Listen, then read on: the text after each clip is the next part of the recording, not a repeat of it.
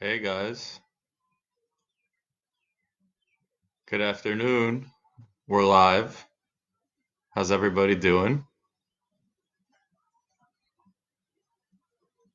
Gonna wait for a few people to join and then we'll begin, okay?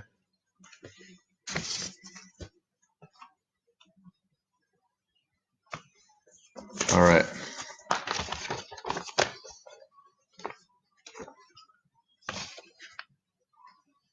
So, good afternoon, everyone. Hope you're all safe and healthy.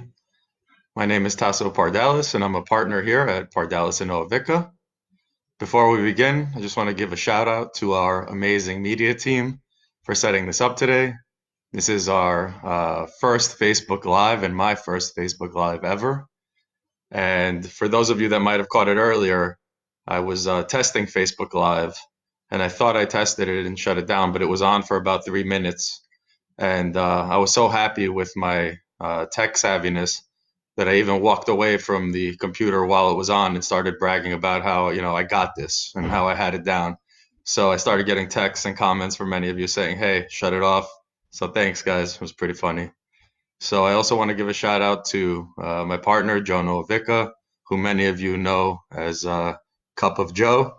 So, Cup of Joe has been keeping the Astoria office open throughout this whole crisis. We have a lot of clients who are in need of service in different areas, and Joe has been there for everyone. So thank you, Joe. And hey, man, I'm live. So let's just get right into it. Oh, I have a few announcements before we begin. We're going to be hosting these Facebook Live legal information programs every Friday from now on. So we'll have different attorneys speaking on different topics. Today's topic is strengthening your brand. And then every Tuesday, we're going to launch a series here on Facebook Live and by podcast called Lit Legal Reads, which is basically a book review club held by our attorneys where they will discuss and showcase their favorite books that they've read recently, both on the law and on other topics like leadership and business and whatever else they want to touch on. We launched our first legal reads with our attorney Greg Nahas last week, and he spoke about the book Mind Hunters, which is now a Netflix special, and it was just great. And so our first lit legal reads will go live this Tuesday with my partner Joe Novica. Okay, so let's just get right into it. I know how hectic most business owners' lives tend to be, and owning a small business is a lot of work, especially when you're trying to juggle a personal life and family. But it's also extremely rewarding to see your baby, your creation grow and become successful. And that success can also make you a target for others who are looking for a shortcut. Okay?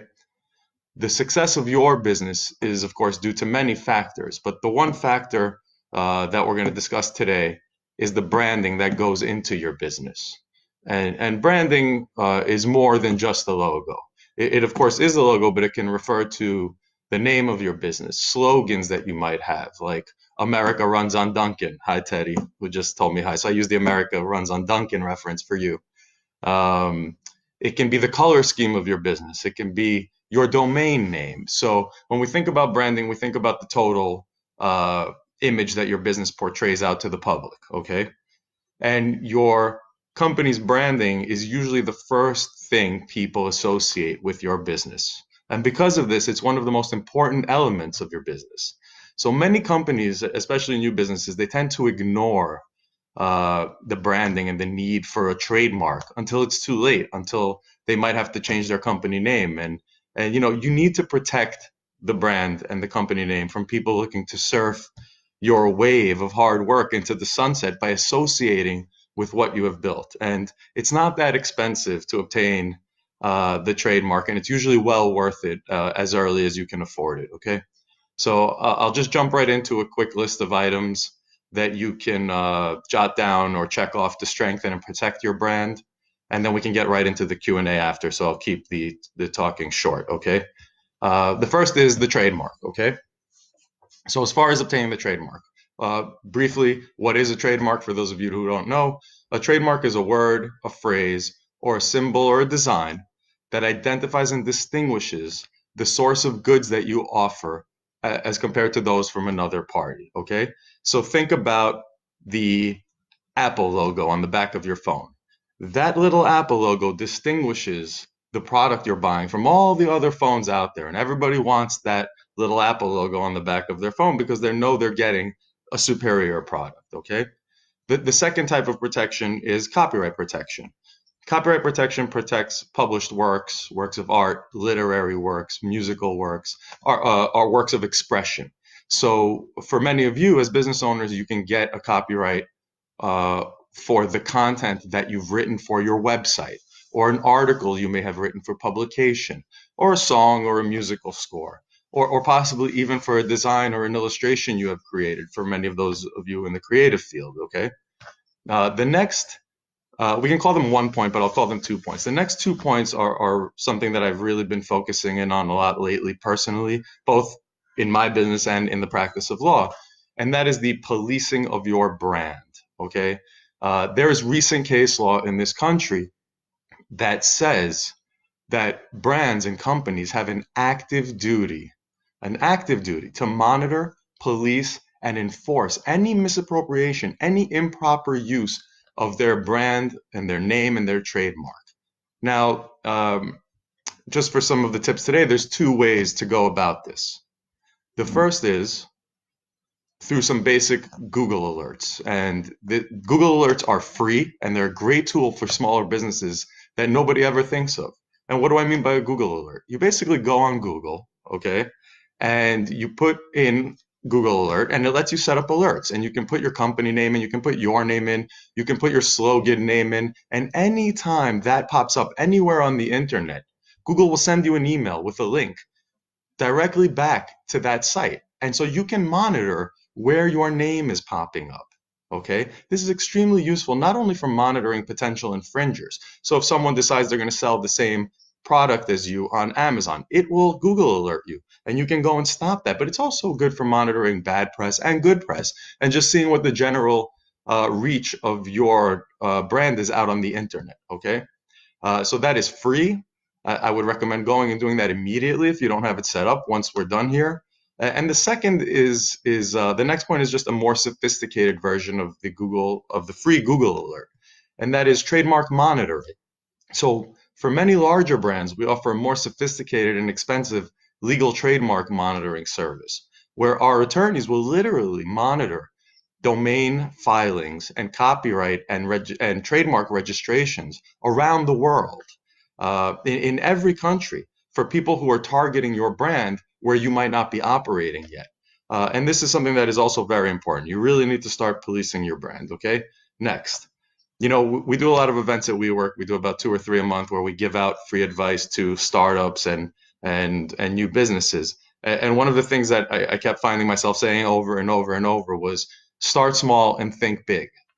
So if you believe your idea, your product, your company may be able to service customers outside of the United States or offer its product outside of the United States, if you believe that your product can scale at that level, then you need to start examining that brand, that name, internationally as early as possible. Okay, so the first step in that process is to look for competitor names and products in other countries, of course, and you're going to start doing that on the internet. Okay, the second is to file for trademark and intellectual property protection internationally as early as you can. Okay, so one of the things we regularly do is file for protection in the EU IPO, which is the European Union's version of the United States Patent Trademark Office. Okay, and we do that in the EU IPO, we do that in Latin America, and we do that in China and in Greater Asia. Now, there's a big distinction here for those of you that may be considering or looking at China. Thank you, Nizam. Thank you. I see your comment. So there's a big distinction here for those of you that are distinguishing between the US and China. In the US, we have a first to use system for protecting your brand and for trademark filing. And what does that mean? If someone, let's say, you've been working on your company and things are going well, but you never filed for your trademark, and someone goes and files for your trademark and kind of squats on that name, you can actually go to the United States Patent Trademark Office and say, hey, this person is using my name. I can show my prior commercial use. I can show I built this brand. I can show I've been using it for the last 10 years. That should be my name. It should not be theirs. That is a wonderful tool here in the United States. China does not have that. China has what's called a first to file system. And what does that mean? That means it's a race to file to obtain the name. So if you're operating, ABC Co. here in the United States, there's a high likelihood that someone, if you're doing well, will race to the Chinese version of the United States Patent and Trademark Office and file and obtain your brand in China. And they will have filed first and be entitled to that use. And it will be very difficult to recover from that. So you want to start looking at those things as early as you can if you plan to operate internationally and especially in China. Okay. Next, we have further policing, but actual methods of policing. And what we're going to talk about now, real quickly, is cease and desist and takedown notices. And we'll start with the takedown notice, okay? So as you monitor and you police your brand, a Google alert or a notification, or you may see that someone is selling a similar product to you or using your name to sell a product, okay?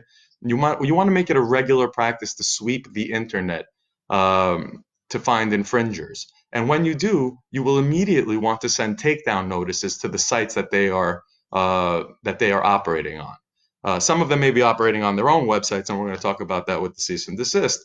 But as far as someone selling something on Amazon or on eBay or on some of these sites where you can print shirts, Zazzle, Etsy, okay, you can immediately file and send a takedown notice through that company's website, and they will shut down the infringer. Okay. The second, whether you send the takedown notice or not, you need to send the actual infringer a cease and desist. So you want to send it directly to the person or the website who's infringing or misappropriating or using your name, so that they are on notice that you object and are actively enforcing against the infringing conduct and the products. Okay. Next point. You want to focus a little bit on contractual intellectual property and brand protection. And what do I mean by that? You are entering into agreements with vendors and with people who are producing things for your company, developers, designers, employees, independent contractors. You want to have brand protection and intellectual property protection in those agreements. And it can be simple. It doesn't have to be a 20-page agreement. It can even be in a one-page agreement. An acknowledgement that you own all of the intellectual property in anything that is developed on your behalf, okay? And for example, you go to someone, you say, I want to hire this web developer to build my website. The web developer sends you a one-page proposal. I will develop this website for $10. Great, you agree, price is good, you love his work. You want to put something in there that says anything that you create, any product that you create for me, I own all of the intellectual property rights in. And that's really important, because if you don't put that in there, the developer and the other people have a claim for that. Okay, they can say, I am the author of that copyright. I am the owner of that product. I authored it, I created it. So it's very important you have that. You want similar language with your independent contractors and people that you hire, as far as non-disclosure, if you're developing a product, things you do to build the brand, pricing structures, sales information. You want non-disclosures in all your agreements. You want non-circumventions in all your agreements. Nobody will go to your manufacturers. Nobody will go to your developers that you've given information to and use them to compete with you. Okay. And you want that as well with your own employees and your independent contractors. You want to say, look, you're not going to take my product, rebrand it as a different name, and then steal all of my staff and use my contacts to build a similar business, okay? And you need that in there to protect your brand. And so finally, not so much legal, but very important, every interaction matters, people, okay? In today's digital age, customer service is the key to brand strength. Many businesses, including my own partially now, never meet their customers or their users face to face. And especially in this crisis that we're in, we're seeing a lot of people contacting us, and we're not meeting the people. We're interacting completely online and remotely, okay? So because of that, the customer can only judge the quality of a business on the service and the speed that it delivers. Every little customer interaction now is more important than ever before. And so customer reviews are also very critical. the first thing people do when they go out to eat or look for a lawyer or visit a museum or whatever it is, the first thing people do is they go to the internet to see what the internet has to say about it. And they want to see what that digital public trust is for that business. They want to see what the consensus is about visiting, about using that service, about attending or dealing with that business. So good customer service will lead to good reviews, which does build your brand. Now, the final point of that is the bad review. It happens. If it's not a regular occurrence, don't get hung up on it. Okay, you can't please everyone all the time. You don't live in fear of the review, people. You just rise to the occasion and improve that customer service. So I guess that's all I have. I tried to breeze through the points as quickly as possible. The video will be posted when this is over, and you can always just send me a message, and I'll send you any information you need on everything. And let's get to the Q&A. Anyone? Okay, here we go. From Katrin. We hear questions about when you can use the various trademark symbols. Can you tell us a little bit more about that? Very nice. I forgot that. Thanks, Katrin.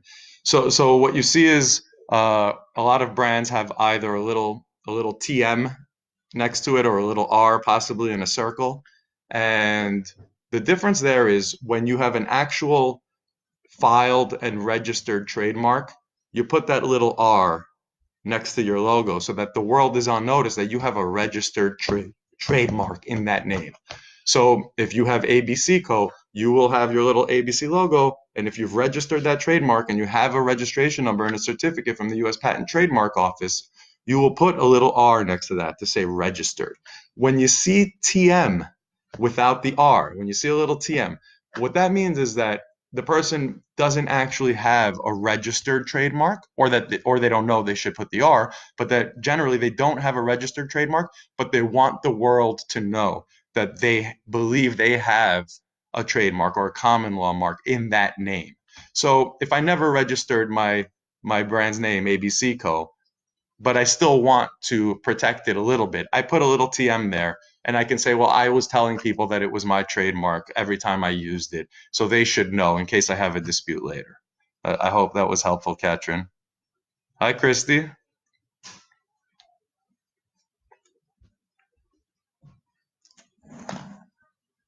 Christy, you have a question?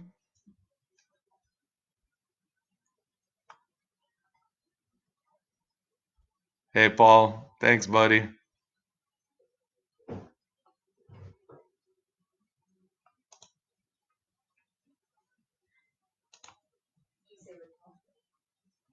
Paul, Paul wants me to run for mayor. Well, I'm not going to comment on who can do a better job, but not interested at the moment. Thanks, buddy. Appreciate it. Okay, Christy, can I use my trademark before the registration is complete? The answer is absolutely. So you can use it even without filing, although you won't have as much protection if someone steals it. But from the second you file for trademark registration, you can begin using that mark, and the world is on notice. So the trademark registration process in whole takes about 6 to 8 months. We expect that to slow down now, given everything that's happening. But generally, when you file a trademark, it takes about 6 to 8 months for that mark to be approved. In the interim, from the second you file, you can begin using that mark. Nobody else can lay a claim to that mark. The world is on notice. It is registered at the USPTO as a filed application. So I hope that was a good answer for you, Chris. Any other takers? Thanks, Theo. All right. That's awesome. Thanks, guys. So we're at about oh, here we go. Katrin. How should business owners go about creating or possibly updating their business plan? Well, look, it's important to. Thanks, Christy. Christy said I was the best, so I just wanted everybody to hear that. It's important to create the business plan. or update it pretty regularly. I think the main thing investors want to see, if that's the question being asked about creating it. We do help businesses create decks and business plans, although it's not our main thing. But I think the main thing investors want to see is who are the people behind the operation, and what is the size of the target market, and who are your users going to be, how big is the potential market, and who's going to drive those sales, and then of course what the potential profit is in that market. So I hope that was helpful. Paul, when you file for a trademark, does it matter what type of corporation you own, LLC or S corp, for example? No, no, Paul. It doesn't matter. You can file as an LLC. You can file as an S corp. You can even file as an individual in your own name. One little tip or trick there is, if you don't think your LLC will be in business forever, and you think it might just be an LLC that you're going to operate for a decade and then shut down and reopen or something, or transfer to another LLC, you might want to just register in your own name. For some people, that makes more sense than registering under a company that may change or sell or transition. So, of course, you can always you can always register the trademark in your LLC and then transfer it into your personal name later as well. Okay. So we're at about 20 minutes, 21 and a half minutes. And I think that's probably long enough. We don't want to bore everyone. I was trying to keep it to like 15 to 20 minutes, so I went a little over. And for those of you that I know here, you definitely know that I can talk all day about this. Ah, here's a question from Dimitra. Can you and from Christy, I'll address Dimitra first, okay? Can you file for a trademark without your business partner? Okay, so that is a loaded question. The answer is anyone can file for a trademark at any time. If you have a partner and you file for a trademark without that partner, the answer is, of course, you can. That partner may then uh, jump in and object to the filing of that trademark at the United States Patent Trademark Office and say that they are also an owner or co-owner, or maybe even the rightful owner of the entire mark. And there could potentially be a dispute later between the two partners, which exposes you to a potential claim from that partner. I hope that was helpful, Dimitra. And we have another question from Christy. Does the firm offer a startup package, one that includes filing for new businesses, acting as an agent, and creating legal docs? We do, and we offer very, very competitive pricing on that because we have a special set of pricing for startup packages that we offer to WeWork members. But for anybody who's contacting us through this presentation, we would offer that pricing to them as well. I don't want to just give out pricing on a Facebook Live video, so you guys can just message me or contact me directly if you want to discuss that, okay? Thanks, Bill. Thank you so much. And we have Yanis from Larissa saying hello. Hey, Yanis, how are you? You're welcome, Dimitra. Let's see. Any other questions?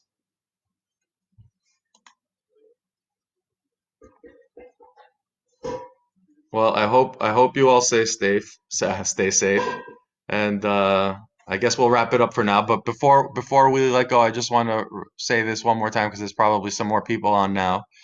We're going to be doing this every Friday now. It's going to be legal talks on Facebook Live on various legal topics. Today was strengthening and protecting your brand. So tune in next week. We'll post about what the topic will be. And then this Tuesday at 12 p.m., we're going with Cup of Joe Facebook Live from now on. So a lot of people love Cup of Joe. They send us emails that they love reading it every week. So Cup of Joe is going to come on live and every Tuesday at noon from now on. So cheers again to Cup of Joe, and we'll see you guys soon. Thanks so much.